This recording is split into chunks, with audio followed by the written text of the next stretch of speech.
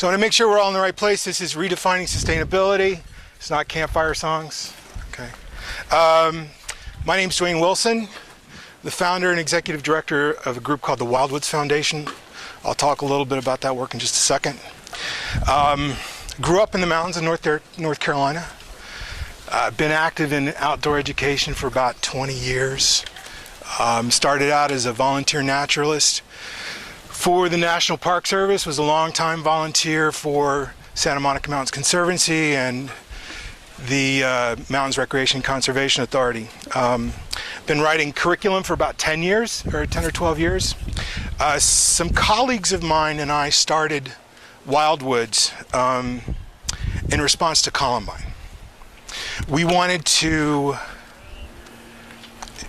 expand the boundaries of what we think of or used to think of as traditional outdoor education to try to include activities that would address character development and community building. And we were strongly influenced by the work of Fritjof Capra. Does anybody know who that guy is? Founder of the Center for Eco-Literacy, and his ecology equals community theories, which is we call it the radically simple idea of merging social science with natural science. And it's the idea that nature is a perfect analogy for human society. So if you can understand the dynamic relationships that exist in an ecosystem, you can begin to understand how to apply those very same principles in our neighborhoods, because they're just as important to the social fabric of our communities. Things like interdependence, diversity, sustainability. So that's Wildwoods, that's what we do. Before I go any further, I want to do a little bit of a crowd check. I want to find out who I'm dealing with here. Do we have any classroom teachers here today? None. We do? We do. Yay, classroom teacher. Where are you from? Okay. Do we have folks from outdoor schools or camps? Are you a counselor and instructor? Do we have any administrators from camps or schools or anything like that? Oh, over there. What do you do? Where are you at? I'm a program director. Okay, where? Island. Oh, cool. Good for you. Any docents at organizations? Any volunteers? Anybody that didn't fit into one of my pigeonholes? What are you? Interesting. I've never had one of those at these before. Okay, and I work for the Park Service. oh, which national? Yosemite. Okay, welcome. Wilderness. So one thing that I always like to tell everybody before I talk about anything, what I'm saying is not gospel, it's my opinion. So I want you guys to think of it like shopping for clothes. Because when you go into the store, you're going to try some stuff on. If it fits, you're going to keep it. If it doesn't, just leave it there. But please put it back on the rack. Fair warning, I am going to try not to make this dry and academic, but there are going to be pieces of it that they're just dry and academic, and I'll try to get through them as painlessly as possible. But my hope is that today, by the end of this discussion, we're going to drill down to a couple of things that you guys are going to be able to take away with you and put the work back where you are. All right? And it occurred to me this morning that I should at least frame frame my own goal, because everybody's got an agenda, right? So my agenda, the reason that I pursued this work and this research, is because I am trying to further what I think is a more integrated approach to ecological education. But first, before we go any further, there's this idea that I want to present to you guys, because I want us to file it away, because we're going to pull it out and reference it from time to time. So I need a volunteer. Is there anybody here who speaks a foreign language other than Spanish? What do we got? Portuguese. That's a good one. What else? Japanese. Even better. What? Irish. That could be interesting. I think I'm going to pick on you. Japanese, because I have no clue. I want you to tell me something that you think is critical for my survival today here in the 21st century. Whatever you think, just go ahead. In Japanese. In Japanese.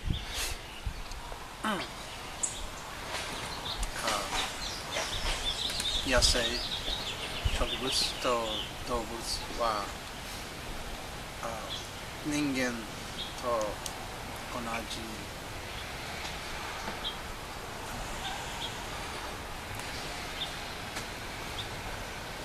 重要さがあります。 I haven't got a clue. Does anybody have any idea what he said? What did you say? Plants and animals have equal value to humans. I would agree with him that's a basic element of understanding that I think is critical for human survival as a species on this planet. But I didn't understand that. What did I just demonstrate? Yeah, bigger concept than just lack of understanding. In marketing, they call it speaking to their listening or speaking someone's language. Now, why is that important to what we do? Don't be afraid. You can't communicate the concepts you're trying to get across the listener because they don't understand your verbiage or the way you're talking. You're never gonna. Did everybody hear that?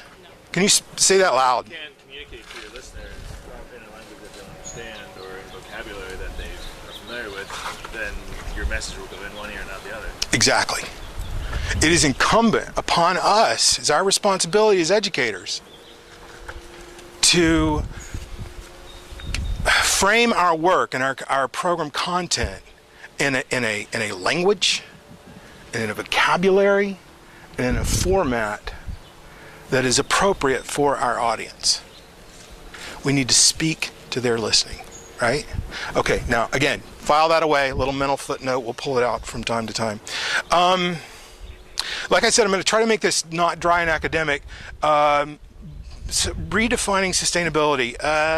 We need to do a little bit of foundation work before we jump into the deep end. There's this activity that we do in a lot of our programs at Wildwoods where we give well, it's usually kids, but sometimes adults, we give them a piece of paper and we say, draw ecology. Whatever comes to your mind when we say the word ecology, just draw it. So I'm going to ask you, what do you think? Not what you would put on those pictures, but what do you think that people put on those pictures that we get back? What do you think? Just let me hear it. Plants, animals, water. What? Most of the kids we get would put down nothing. Would put down nothing because they have no familiarity whatsoever. What else? Anything else? We got plants, animals, water. Lines connecting. Lines connecting, all of that stuff. Anything else? What do you think? What? Cycle stuff, maybe. Web of life. The web of life. Yeah. The Earth, possibly. Yeah, maybe the big picture of the year. Sun. What's missing? Bingo. Us. Our built environment. Redefining sustainability first requires that we redefine ecology, or at least re-examine the definition of ecology, because when you look at the Greek root of the word, it means the study of the home, where we live and our surrounding environment. But unfortunately, in popular culture, when we're talking about ecology, most of the time we're talking about plants and animals and water and sun, and we leave out us. I mean, as if there's some, we focus on the natural as opposed to the man-made, and as if we were somehow apart from nature rather than a part of nature. And of course, there's the age-old narrative of us struggling against the elements for our survival. But the reality is, those elements are us. We are made up of those very same elements. So, since the Earth is, go with me here, since the Earth is what I would call, by virtue of our atmosphere, a closed-loop system, with the exception of the occasional asteroid, I guess, there's nothing on this planet that's not natural. So an anthill is the same thing as a skyscraper. There's no difference. I usually do this with a PowerPoint, and there's this really cool image of a anthill and a sky. You'll just have to imagine it. So, you know, what each of those structures are created by species using the resources available to them to create a structure that meets their needs for shelter. One just happens to be a little more complex than the other. So, That's the anthill, right? I don't know. It depends on it. Maybe. So then the bottom line is, and let this sink in a little bit. Our cities then are just as much a part of ecology as are our mountains, our oceans, and our rivers. Now, before I go any further, I want to check back in with you guys a little bit. Where are we from? Is everybody here from Southern California, pretty much? Where are you from? Northern California. Northern California. I'm going to pick on you in just a second. I'm sorry. Where else? Pennsylvania? Georgia. Hey, I'm from North Carolina. We'll talk later. We'll talk Southern. Huh? Connecticut. Yeah, Connecticut. North Carolina. Really? Where from? Statesville. Oh, I grew up in Lexington. I worked in Reedsville. Ah, we got a little Tar Heel connection going here. I love this. You too? New Orleans. Okay. So, Panama. wow, you're off the map. Swam far. So, for those of us who live and work in Southern California, how do I put this delicately? Have you guys ever experienced this kind of north-south bias? Oh, I see some nodding heads out here. This kind of, I don't want to call it snobbery, but this kind of, you know, sometimes people, again, I apologize. Sometimes people from Northern California kind of look down their noses at us poor souls here in Southern, yeah. I mean, like when they say we're interested with a lot of water. Yeah, well that I actually agree with you about. No. I mean, well, I saw the nodding heads. What do you experience? What do you? Just in general, just graduating from college, that perspective of NorCal and SoCal people, they're a little bit more built in terms of just stereotypes, I guess. I'm from Southern California, but people in Southern California seem a little bit more materialistic. And where I go up north, they have like Marin County, for instance. I feel like they have a more awareness and conscious approach to their nature and surroundings. Like certain hills that no one ever drives up because they can all hike up it. Where in Southern California, you can drive to almost, you know, you have lots of mountains you can drive to, or people don't. I don't know. Yeah. All right. More Bay Area, you have a little bit more public transportation. LA. Well, I am jealous of their public transportation. Come on, that's valid. But I noticed that you used a word that I think was spot on. I think I heard you use the word stereotypes in there. Yeah, and it goes both ways. But there is that kind of that we all have these stereotypes of these different parts, and guess what? It happens on a micro level as well. I've had instructors who lived in, say, Thousand Oaks or Ojai or somewhere around here, who would not take assignments in the city of Los Angeles. Now, you know, I think that this way of thinking is actually best summed up by this little story that I love to tell about one of my founding board members. We were in this conversation with representatives of an agency that shall remain nameless, who were arguing that it was impossible to do good environmental education in an urban park. And this particular urban park, there were 600 acres, so that's not really urban. But they were saying that, you know, that you had to be out in the wilderness to do, or up in the mountains to do good environmental education. And my board member, and she was wearing a uniform at the time, so it helped. She kind of drew herself up, and she said, you know,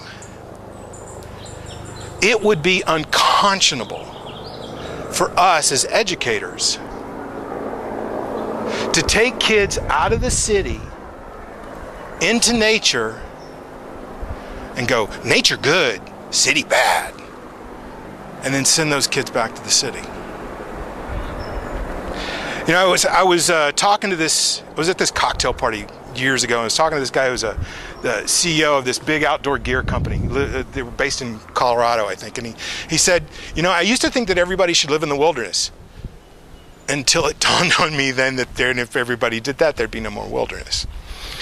Still, sometimes, even without being aware that we're doing it, which is how prejudices work, we reinforce those stereotypes. When we use words to describe cities like dirty, noisy, crowded, you know, we are reinforcing those negative stereotypes, and guess what? Kids pick up on that. Some of the best advice I ever got was from a professor in journalism school, and it was a class on reporting the arts. In another life, I used to be a music critic. But he said to me, not just to me, but everybody, he said, acknowledge your baggage. If you hate opera, but you're sent to cover an opera, then you have to be honest about that. And so if we have bias against certain kind of urban neighborhoods, then we need to be honest about that with ourselves and take care that that bias doesn't creep into our work. Particularly if our audience is from one of those urban neighborhoods. We have to speak to their listening. And we need to take care that our actions and our language, again, don't reinforce that false dichotomy of the built environment somehow being apart and separate from the natural environment. In other words, our business and our industrial practices are also a part of our ecological systems. And sometimes that's a bit of a stretch to wrap your head around. And therein lies the rub. There's the rub. Because that sets up a lot of the conflict between what is called the environmental community and the business community, right? And I believe, unfortunately, that this is going to be dicey. There's a significant part of the propagation of this us versus them mentality that comes squarely from the environmental community. Case in point, it's going to strike pretty close to home. More than a few years ago, I was attending this conference, the AEOE conference up in the north. And there was a group from the camp that was hosting. And at the talent show, they did a skit that explored the controversy that was going on between the environmental community there and the vineyards of the area because of pesticide use around, I think it was called the glassy wing sharpshooter. And they told this story using the framework of Dickens' A Christmas Carol, and in which the young camper who never got a letter that was promised from his camp counselor, let that be a warning, he grew up to be this bitter city council person that was modeled after Scrooge. And I thought, well, that's an odd way to make friends. That's no way to start a dialogue. You know, regardless of what the Supreme Court or Mitt Romney says, corporations are not people. But they are made up of people.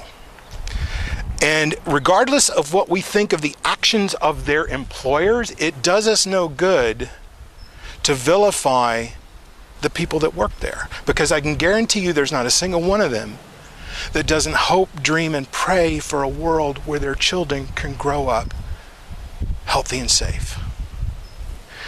So now when you hold that thinking up against the result of their work, that doesn't make any sense. And that's just the point. That's our challenge. Accepting that cognitive dissonance and trying to figure a way to frame our work and our message in a way that doesn't demonize those people.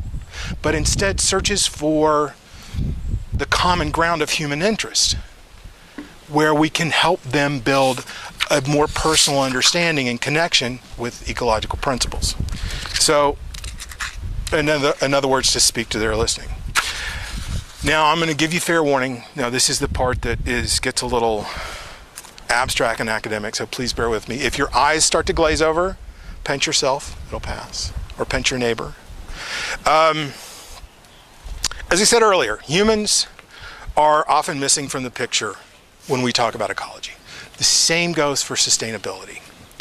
When we look for a definition of the term sustainability the way we're using it now, most people go to what is called the Brundtland Report of 1987. Does anybody know what that is? Came out of a UN commission in 1987 about sustainability. It was the first time the United Nations really began to try to set policy about sustainability. And it's my problem with this definition, because I'm going to read it to you, is that it's all about resources and development. It says sustainable development is development that meets the needs of the present without compromising the ability of future generations to meet their own needs. So when you think about it, it's sort of like this 7 generations perspective, the idea of considering the impact of our actions on individuals years from now. But what's missing from this is a consideration of how our actions impact people right now. For some reason, that's just not commonly part of the discussion around sustainability, this human relations piece. So like the Brundtland Report, when we talk about sustainability, we're usually talking about resources. And as I said, what's missing from the discussion, this is the key piece, is how we make those decisions about the allocation of those resources. You get that? Because in every economy in the world, there's a certain way that resources are allocated to the population. And how we make those decisions are based on how we feel about those people. Now, the closest that they came to any of this in the Brundtland Report is in this section called Population and Human Resources. It says, threats to the sustainable use of resources come as much from inequalities in people's access to resources and from the ways in which they use them as much as from the sheer numbers of people. Thus, the concern over the population problem also calls forth concern for human progress and human equality. That's good up to there, but that's as far as they went. That's where it stops. And that's about as far as anybody's gone in the 25 years since. And I've spent a lot of time researching this. And there's just not a lot of dialogue out there about it. While you will occasionally, and if anybody's familiar with the eco-justice movement, that's where you'll hear that talk about human relations component of sustainability. But about the only place that you're going to hear those discussions is in graduate schools and academic journals, and not in the elementary school classroom where it needs to start. So again, what's missing from our discussion of sustainability is how we make the decisions about access to resources. And again, it's based on, we make those decisions based on how we feel about people. So I have this theory that individuals, what's missing from the discussion is compassion. And the building block of compassion, which is empathy. The ability to put yourself in somebody else's shoes and understand what their existence is like. So I have this theory that individuals who possess a greater capacity for empathy for their fellow humans are more apt to exhibit sustainability-minded behavior. I also believe that individuals possessing a higher degree of empathy will exhibit an intuitive ability to comprehend the principles of sustainability, and thus will be more likely to also practice sustainability-minded behavior. Now, Does that make any sense to you guys? Good. All right. Allow me to unpack that a little bit, to get behind the thinking of this theory. So at its heart, as we said, the issue of humans living sustainability has primarily to do with resource consumption. And then since all materials and products that humans consume begin as a natural resource, and then the rate and the amount of the consumption has an obvious impact on the vitality of the planet. So, given that understanding, we cannot ignore the reality of the incredible disparity of resource consumption that exists between the developed and the developing world. And in fact, even within the economic stratifications in our own country. I remember you said you were from New Orleans. That was one of the few places that I've ever been in America where I've seen real poverty. Poverty also has to be part of the discussion about sustainability. So, if we accept, as we said earlier, that Earth is that closed loop system and resources are finite and that consumption's a zero-sum game, then the more that I consume means the less that's available for use by the planet or my fellow humans. So now what I just said, what that is essentially an understanding that Earth's resources are finite, that the carrying capacity of Earth is finite. So that's why this is important, is because we need to be educating people, young people that are going to be the leaders of tomorrow, so that they have an understanding of how we can achieve sustainability. So it boils down to this: if I don't care about my neighbor, whether that neighbor is around the block or around the globe, then why would I bother leading a life of consumption that allowed for that neighbor to have a commensurate quality of life? Or, as it's so often phrased, live simply so that others may simply live. Now, this kind of thinking, this is not new. Is anybody familiar with the story of the tragedy of the commons? Got a couple of nodding heads? All right, I'm going to explain just a little bit of it then, which is, it came out, I think, 67, 68, by Garrett Hardin. It was originally published in the journal Science, and it's this ethical and ecological conundrum of a commons, which is in a early American settlement, a village where there's this common green space, much like that lawn right there, where all of the villagers would graze their livestock. And if a farmer were to put more livestock on that green space, the more that he and his family would then benefit from that. So there's no motivation for the individual not to exploit the resource. Thus, the tragedy of the commons. Except, the only motivation might be how that farmer felt about his neighbors. The degree of concern that he had for others in his community. And the thing to remember is that, we make these choices constantly.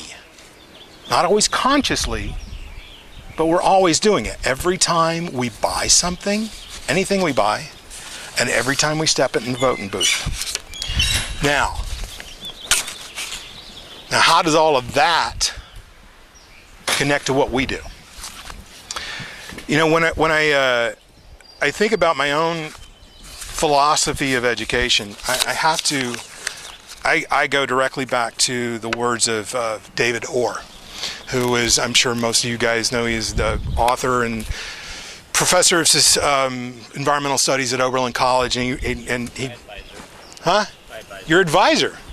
So I'm sure you've heard these words before that I'm about to read, which he originally said at a commencement ceremony in Arkansas in 1990.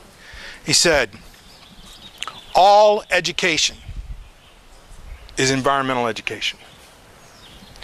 By what is included or excluded we teach students that they are, again, here's this phrase, a part of or apart from the natural world. To teach economics, for example, without reference to the laws of thermodynamics or those of ecology is to teach a fundamentally important ecological lesson, that physics and ecology have nothing to do with the economy. That just happens to be dead wrong. The same is true throughout all of the curriculum. Now, I don't know about you, but that makes perfect sense to me. You know, our environment is the context within which we exist. So therefore, of course, ergo, all of that academic work should be considered within that very same context. But that was he said that 22 years ago. And there just has not, to any great degree, been an integration of ecological themes into America's classrooms. Now, why is that? Well, but for, you know what, I think here, point that I want to make here is, what I just said, that, I think, is the real crisis in American education. Is because, as we're continuing to draw on these depleting resources of our planet with this increasing population, it's going to be essential that we are educating a population that has a firm grasp on the principles of sustainability. But again, that's not happening. Why? Why is that? Well, there are a couple of reasons. Anybody here whose father was a farmer? Wow, you guys are an anomaly, huh? How much farmer? Even a part farmer. Wow, you guys, this is a first. I haven't asked that question and seen hands on fathers in a long time. How about grandfathers? Anybody's grandfather? Right. So, the further away that we get from being an agrarian society, and that we farm that out, if you will, to factory farming and agribusiness, the less personally dependent we are as individuals on those natural cycles and systems for our very survival. So that's one piece of it. And then one of the other factors is just the general demographic shift. The trends that have happened over the last 50 to 75 years in this country, there's been this increasingly accelerated move away from living in rural spaces to living in urban centers. So I remember being in a speech with Richard Louv, the guy who wrote Last Child in the Woods. And he asked us, everybody who was in the room, he said, how many of you guys, when you were a kid, you tried to dam a creek? You tried to put, and I'm like, everybody's hand shot up in there, right? And you know what? If you don't live in the woods, you don't have that experience. And guess what? Our teachers are coming from that very same population. What do you have when you guys who work in distant places, who live in wilderness or in a nature center that's pretty far off the beaten path, when you get urban kids coming out to your site, what is one of the things that you see? Fear. Bingo. Fear. Fear of nature, fear of the unknown. And again, our teachers are coming from that very same population. They're not going to magically have some kind of connection with nature. I mean, we're not doing a decent job of environmental education in elementary schools. What the hell makes you think we're doing it in teaching colleges? It ain't happening. I went to what is arguably the furthest left, most progressive graduate level education program in Southern California at Antioch University, and it was only a year ago that they started their first eco-literacy program. And it's an elective. It's not even part of the credentialing program. It's just part of the education department. Two-thirds of our nation's teachers come from schools that are credited by, I gotta look at this, the National Council for Accreditation of Teacher Education. Now in 2007, the NCATE, that organization there, they adopted the standards for the initial preparation of environmental educators that were developed by, guess who? The NAAEE, the North American Association for Environmental Education, the parent organization, or the national organization rather, of that AEOE is the California chapter. Now that's certainly a step in the right direction, but there's always a but. But Dr. what's this guy's name? Dr. Terry Wilson, who is the liaison between those two agencies, said in 2009, he said, we're not going to know anything. No, we're not going to know what kind of impact this is really going to have on teacher education for another 5 years. So he said that in 2009, so it was 3 years ago. So it remains to be seen just how right he was. But, got another but.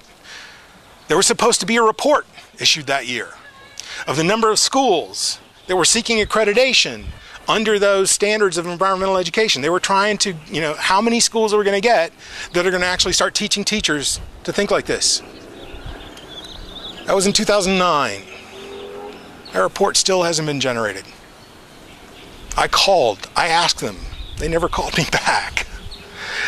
So the bottom line is there's just not a sufficient focus at the national level on integrating environmental education into our schools' classrooms. Now, some of you may be familiar with the California EEI, the Environmental Education Initiative. Great. If you haven't seen it, go to the California Department of Education website, look at this stuff. It's great curriculum from K through 12. It's good stuff. But there's no money in the budget for implementation. There's no money to do professional development with teachers. I don't know if anybody happened to see this, but there was in October of last year, there was this report came out from the Center for the Future of Teaching and Learning. And the research was done by the Lawrence Hall of Science at UC Berkeley. And it's called High Hopes, Few Opportunities: The Status of Elementary Science Education in California.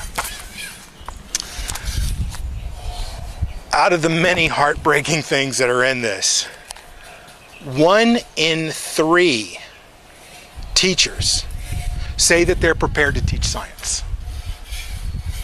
That's 2/3 of our teachers out there who admittedly haven't got a clue about what they're doing. I believe that a large part of our problems are actually due to the language that we use when we talk about these ideas, this work. Earlier I talked about the definitions of sustainability and definition of ecology. And now this is the part, if you ever do talk to your friends about this speech, this is the part that you're going to say, you're not going to believe what this guy said. He's crazy. And I know it's certainly not going to make me any friends here at a conference run by an organization that has environmental education in its very name, but I'm actually advocating for the abolition of the phrase environmental education altogether. And I'm not just saying that for shock value. I think there's some reasoning behind this, because when you go back to David Orr's definition of education, well, of course it's environmental. It happens within the context of the world in which we live. Yeah, it makes sense. So, but when you unpack the contents of what we call environmental education, what is it? What's in there? It's either natural science or it's social science. So why do we call it something else? Why is it this is the owner's manual for Mother's Earth. This is kind of important stuff. Don't you think? So my question is, why is it being marginalized in America's classroom and being shuffled off to this occasional category for the once a year field trip to the local nature center? Like David Orr said, by continuing to compartmentalize our students' relationship with the natural world, we will continue to produce citizens who are eco-illiterate, ignorant of their place in the ecological web, and they will continue to act, to vote, and to shop under that erroneous assumption. And unfortunately, as I said earlier, the only place that this kind of discussion is usually happening is in graduate schools and academic journals. And that's actually why I'm here today with you guys, is because I'm trying to start a revolution, trying to start a fire. I'm trying to get that discussion out of those ivory towers and into the trenches with the people that can actually do some work. Because it's not happening from the top down. I believe that if we could get this right here, if we could figure out how to educate toward this perspective of this idea of cities and us as integral pieces of the ecological picture, then this is something that we can share with any school district anywhere. So what good does all this do, me telling you this stuff? I mean, what can we, as either as informal educators or as the the one teacher, there's always one teacher on campus that gets it, what good can it do? In 2005, some of you guys may have seen this. 2005, the American Institutes for Research released a study. It was commissioned by the California Department of Education. It's the effects of outdoor education programs for children in California. This looks specifically at 5-day residential programs, outdoor camps and schools. No. It's the American Institutes for Research study. But, and it documents very clearly in here the benefit that these programs have. The improvement of social skills, the increased understanding of scientific principles. But unfortunately, and there's two unfortunately's in here, it also shows two other things. One is the fall off of that impact the further away that children get from that experience. And the other thing that it shows is a tiny, tiny, tiny fraction that we're actually serving. In LA Unified School District, there is at least supposedly, a 1 in 3 year rotation of elementary schools getting to take 30 kids to science camp for a week, outdoor school for a week. 30 kids. Some of the teachers that we work with tell us that rotation is actually more like 1 in 7 years. So let's see, let's review. The experience is beneficial, for a while at least anyway, but we're only serving a fraction of the students. So what can we do about that? Well, if you turn to page 39, under the section that says recommendations, one of the things it says is public schools should consider developing or building on existing strategies to integrate outdoor school curricula and teaching approaches into their classroom instruction. And I think that's it. That thing right there. That's where people like us can help the most. We need to do anything, I believe that we need to do anything that we can to support classroom teachers, because they are under fire and they are underfunded. And I think that there are very real and concrete things that we can do to help. And I just happened to have prepared a list. Many of them we've already talked about. Acknowledge your baggage. Know your audience and speak to their listening. Understand that students and teachers do not have the same background of interaction with nature that you do. Connect the dots. Within the framework of your program, find the analogous connection to something that has relevance in that individual's life. Get yourself a metaphor. They're the best teaching tools in the world. One of our instructors actually came up with my favorite. He said he describes the systems in a tree that govern the water and the nutrient distribution is just like plumbing and electricity in an apartment building. Kids got it right away. Don't be afraid to make that social science connection. If it makes, and this is the big caveat, if it makes sense with your program, consider including content that promotes compassionate behavior to illustrate its connection with sustainability. whether it's something as direct as, say, conflict resolution, or it's simply a factual presentation of, global resource disparity. At least consider making it a part of your dialogue. Number 5, make sure your programs align with academic standards, current academic standards, not something from 10 years ago.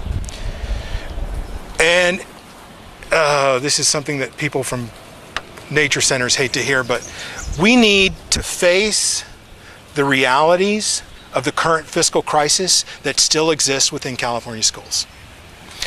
And the biggest problems that we've constantly encounter, is transportation. And the reality is, it's cheaper to put one person on a school campus than it is to take 30 or 60 kids out to a park or to a camp. We need to, as much as some of us will hate to, I hate to do it, to skip the trip. We have to start considering what we can do out of the trunk of our car, because yeah, it's not what we would hope for, but it's something. It's something that these kids ain't getting if we don't do it. And finally, and probably, as I said, the most important thing helpful thing that we can do is professional development for teachers. Like I said, 1 in 3 teachers feel like they're prepared to teach science. When you go back to work, find out what kind of teacher training your agency or your organization does. And if it doesn't exist, start it. We need to help teachers understand that this, if we're not going to call it environmental education, whatever we're going to call it, but that it's not just natural science. It's everything. It's art. It's history and social studies. It's math. And yes, it is science. And if we can help those of us working in the trenches, if we can help just a little bit to open up the eyes of the students and the teachers to this perspective, then that's worth any effort that we make. I want to close today with something that I love having this little piece of the discussion with you guys, with folks like you, because I feel pretty safe in making this assumption that I'm willing to bet that everybody here, every single one of us, had some kind of pivotal, defining moment that made us who we are, that happened outdoors. And I know that everybody here this weekend is committed to providing quality programming and creating a positive experience for the people who visit our program. But I think it's important for us to remember that moment. Because sometimes I think the best thing that we can do as educators is to let go. Is to get out of the way, let nature take over, and let those kids find their moment. So I want to thank you guys for your time and for your attention this afternoon or this morning. It's been a real pleasure being here with you. I hope you guys enjoyed your Little Blue Marble experience, and I wish you safe travels on your journey home. Thank you very much.